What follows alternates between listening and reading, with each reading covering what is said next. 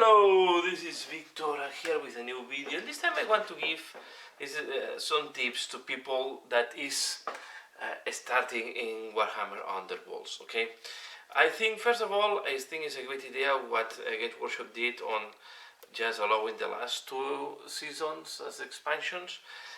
Because I think it helps a lot of people to introduce in the game. If you keep all the cards always active, it's going to be difficult for new people to come. Okay, of course, these tips I like to collect them all, so I will have all the cards here. But here is mainly tips that I follow when building a Warhammer Underworlds deck, and some combined with some rules that we need to follow. Right. First of all, I use Deck Builder website. Okay, I will put the link in the description below, but I think it's the best. It's working better for me than the official one. There you can have some stats, you can also have some examples of other decks and so on. But if you want to build your deck, the first thing I look first on the characters, and you have to be very careful, you have to understand very well how the characters work and how they get inspired. For example, here we are going to see that these characters get inspired when they go through an enemy, right? And then they get inspired, and then we need to check if the inspiration is really interesting or not. So we can start, for example, with the leader that is here. Okay, so the leader, they're quite fast. The defense is not bad, 2 defenses in that case, and when they get inspired, for example, this one makes more damage and extra movement. Okay, so it's not bad when 2 characteristics are improving. And on top, I think it's winning as well. Ability, a reaction after opponent declares an attack action. If does not target this fighter, push this fighter 1x. So, what is very interesting, right? When she's inspired. This is another one. Okay, when it gets inspired, it's gaining move and it's gaining precision in the attacks. Okay, it's really becoming much more precise and scary, because you roll 4 dice, so you increase the probabilities for a critic. And on top, have a lethal, so critic hit, this attack action have +1 damage, so it's really nicely boosted as well. This one have already damage 3 starting, so have more damage than the leader before. The only point is she only have 2 wounds. Okay, so this is the most fragile of our girls. She's winning 1 damage, 1 wound, okay, and also 1 movement, but the attack remains the same. But this one can teleport, what is really powerful. Okay, so as you can see, you want to get inspired, but the inspiration is very risky. And this one gains 1 wound and 1 movement, and as well gets attack more precise with 3, and on a critical successes or success for defense rolls, so critical success so the enemy cannot defend. If you have a crit, the enemy cannot have any defense against this attack. Okay, so you can see it's quite offensive warband, but the wounds are not that high. Okay, so you have to play with the movement, and you want to play you want to play a little bit aggressively, but you have to be careful how aggressive you are. So when I start building the deck, the first thing I do is I look what are the ones that are coming with the warband, and I choose the ones that I like the most. Okay, I choose the ones that I think that most interesting. So I follow through rules. First, I look the ones that come with the warband, because normally there are some that are quite interesting and unique, and I try to choose them if they are good. Okay, choose the best ones, and then I fill with generic ones. With the next rules, I try to put as much as you can of surge or instant score instant. Okay, these ones I try to reach the limit. Now there are some limits on the new champion rules. I don't remember exactly the number, but here I'm in the limit 1, 2, 3,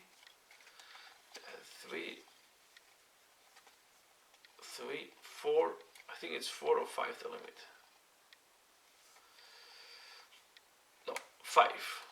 Okay, so I have 5 that are instant. This is very important, because instant means that you score this one and you take a new card. As much as you can keep your deck moving, it's giving you advantage. Okay, so this is the first thing I do.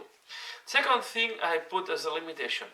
I try to have only maximum one score the third turn. Okay, normally I will only take a score the third turn if it's really easy to score, or if it gives at least 3 points, because it's a big investment on your hand. You only can have 3 objectives on your hand, so makes no sense if this is appearing you on turn on the first the bow on action round 1. Normally I will discard my hand because it's blocking your hand, right? If it comes in the second, then you can think you keep it, most likely. Okay, will depend how the game is flowing. And in that case, I take things that are linked, so I try to take objective or that are easy to score. For example, get inspired, okay, fire up, or that are synergizing with the inspiration of or the abilities of the cards. Okay, as these cards are based a lot on movement, okay, and going through the opponent, so I have some that are getting you will have some that is getting close to the opponent, and so on. And then I also take, for example, I think if I'm not wrong, we should have here some about why I made them. Okay, it's mainly about movement and attacks, so swift capture, so it's trying to enhance my movement, and it's also trying to benefit of the actions that need to inspire them. Okay, so it's going to I try to work on the aggressiveness of this one. Okay, you also can work more tactical, so in that case I have a combination of aggressive and control deck. It's not really aggressive. For example, this one is scoring immediately if your warband holds one or more objectives in friendly and enemy territory. Okay, score this immediately if your warband holds one even and one odd. Score this immediately when your warband finish a move action that entered 2 or more axes. So you can enter 2 or more objective axes. Sorry. Score this immediately when a friendly fighter makes a move action through 1 or more block X and ends the move adjacent to enemy fighter. So it means that also this also will indicate how I will need to put the ball, right? Score this score this end of phase if your warband holds the most objectives. So you can see I have a quite control. Okay, I score this end phase if there is 3 or more surviving friendly fighters, and each surviving friendly fighter has 1 or more moves. So it's really all about moving. Okay, you can see I'm not, and then I have the denial. That is the last one. If so, what is the plan here is move, try to take objectives, and then at the end try to go to the opponent's territory, or try to hold the enemy in his own territory. Okay, so then what I do next is I put cards that will help me on the power cards are going to be cards that help me on achieving these objectives. So you want to have things that you don't need to be just powerful, you need things that are helping you to achieve your objective. I have some to increase my survivability, because I have seen that I don't have too many wounds, so I will need to increase the wounds of this lady if I can, or I will need to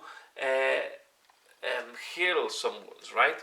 Is what I have there, and then I have some aggressive. So the other thing is quite important for me is to keep this to 10 plus 10.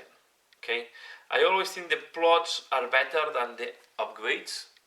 Okay, I think that because to play an upgrade you need a coin, to play a plot you don't need anything. So I always try to maximize the number of plots they can put, and I try to minimize the deck. So I keep this 10 plus 10. I don't go 11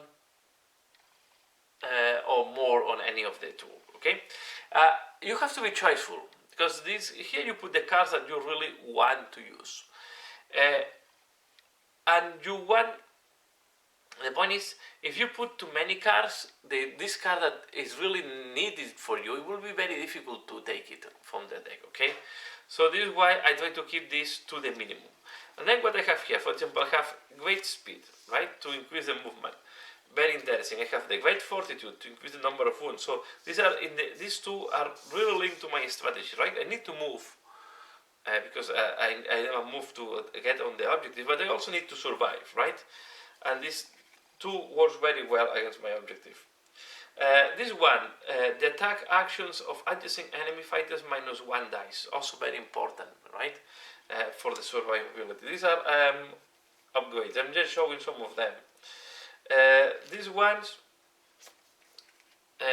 choose an enemy and push them up to X towards a friendly fighter. Why I have this one? Imagine that I need to finish adjacent to enemy and they are very far, so this will help me to close the bridge. Or I need to remove him from an objective, so I will push him out of the objective. Choose a friendly fighter and push them 1x, the same. Imagine that I was moved out of the objective. I can, so it's all about double the move characteristic. Again, all about movement. So you can see it's a deck that is a lot on movement. And then I have some more aggressive, right? The first attack action by a friendly fighter next have +1 dice, and a snare if the target has not moved, right? +1 damage on range 1 and 2 in the next action. Then I have this one that I also find interesting. Choose a friendly fighter that's holding objective. This will happen, and that fighter becomes inspired immediately. So I try to build, because I want to get inspired. So for example, this can be very useful to inspire this lady. Okay, what is this one? Right? Not this one. No, the one with 2 wounds. Like, this lady will die very easily if it's next to an opponent, right? So what you do, and this lady really does not want to finish with a next to opponent that is alive. So what you do is, I can use this regal vision if needed to inspire her. I know it's more survival. Okay, so this is tricks or things that I try to close I try to cover some of the weak points and trying to reinforce even more the strong points. Dissipate. Play during an attack action before roll. Choose a friendly fighter and you have innate dodge, right? Again, to try to survive. I have to finish next to the enemy, so